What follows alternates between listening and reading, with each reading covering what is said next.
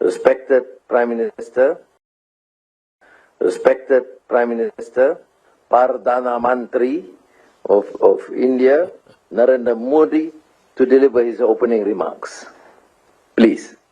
Delighted to have Prime Minister Narendra Modi, who is a friend of ASEAN and me personally. And I think, thank you very much. Welcome to this ASEAN meeting. And we have had a series of meetings today.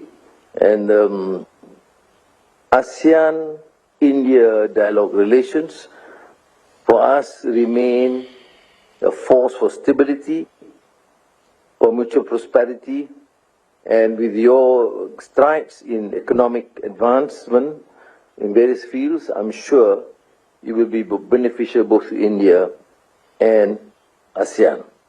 It is my honor, therefore, to invite my respected Prime Minister, Perdana Menteri of India, Narendra Modi, to deliver his opening remarks. Please. Your Excellency, प्रधानमंत्री और मेरे मित्र अनवर इब्राहिम जी, Your Majesty, Excellencies, नमस्कार। आपने ASEAN परिवार के साथ फिर एक बार मुझे जुड़ने का अवसर मिला है। मुझे बहुत खुशी हो रही है। आसियान की सफल अध्यक्षता के लिए मैं प्रधानमंत्री अनवर इब्राहिम को हार्दिक बधाई देता हूं। भारत के कंट्री कोऑर्डिनेटर की भूमिका कुशलता से निभाने पर फिलीपींस के राष्ट्रपति मार्कोस का धन्यवाद करता हूं और आसियान के नए सदस्य के रूप में तिमोर लेस्टे का स्वागत करता हूं। थाईलैंड की क्वीन मदर के देहांत पर मैं सभी भारतवासियों की ओर से थाईलैंड के राज परिवार और जनता के प्रति अपनी गहरी संवेदना व्यक्त करता हूं। फ्रेंड्स, भारत और आसियान मिलकर विश्व की लगभग 1/4 जनसंख्या को रिप्रेजेंट करते हैं। हम सिर्फ ज्योग्राफी ही शेयर नहीं करते, हम गहरे ऐतिहासिक संबंधों और साझे मूल्यों की डोर से भी जुड़े हुए हैं। हम ग्लोबल साउथ के सहयात्री हैं। हम केवल व्यापारिक नहीं, सांस्कृतिक साझेदार भी हैं। आसियान भारत की एक्ट ईस्ट पॉलिसी का मुख्य स्तंभ है। भारत सदैव आसियान सेंट्रलिटी और इंडो पैसिफिक पर आसियान के आउटलुक का पूर्ण समर्थन करता रहा है। अनिश्चितताओं के इस दौर में भी Bharat ASEAN comprehensive strategic partnership में सतत प्रगति हुई है और हमारी ये मजबूत साझेदारी वैश्विक स्थिरता और विकास का सशक्त आधार बनकर उभर रही है।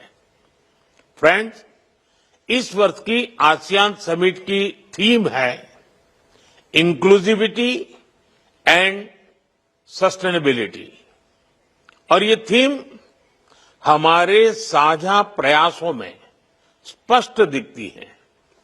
चाहे वो डिजिटल इंक्लूजन हो या फिर मौजूदा वैश्विक चुनौतियों के बीच फूड सिक्योरिटी और रिजिलिएंट सप्लाई चेन सुनिश्चित करना।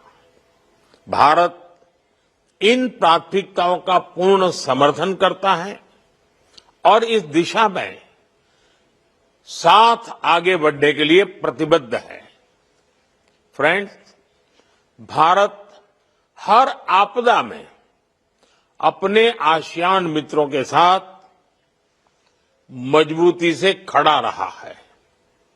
HADR, समुद्री सुरक्षा, और ब्लू इकोनॉमी में हमारा सहयोग तेजी से बढ़ रहा है।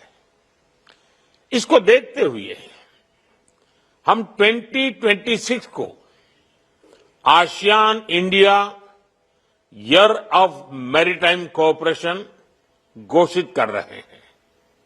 साथ ही हम education, tourism, science and technology, health, green energy और साइबर सिक्योरिटी में आपसी सहयोग को भी मजबूती से आगे बढ़ा रहे हैं।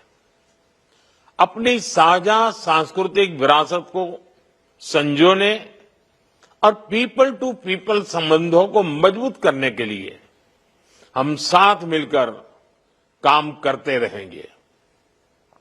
फ्रेंड्स, 21वीं सदी हमारी सदी है, भारत और आसियान की सदी है।